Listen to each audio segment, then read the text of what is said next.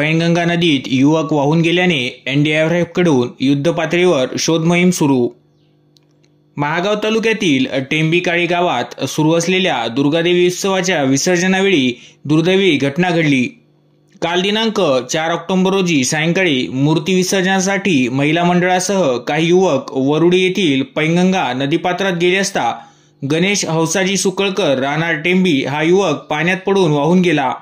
क्षणात घडलेल्या या घटनेमुळे गावात आणि परिसरात एकच खळबळ उडाली आहे। घटनेची माहिती मिळताच महागाव तहसील प्रशासनाने तत्काळ एनडीआरएफच्या पथकाला पाचारण केले। रात्रीपासूनच टेंबी, वरुडी आणि कासारवेळ परिसरात शोध मोहीम सुरू करण्यात आली आहे।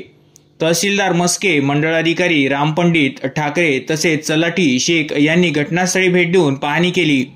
प्रशासनाकडून शोधकार्य युद्धपातळीवर सुरू असून नदीपात्र परिसरातील गावकऱ्यांनाही सतर्क राहण्याचे आवाहन करण्यात आले।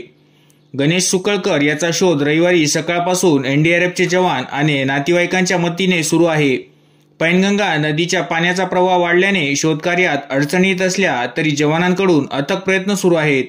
दरम्यान सदर युवक आढळल्यास 9404036959 या क्रमांकावर संपर्क करण्याचे आवाहन नातेवाईकांकडून करण्यात आले आहे।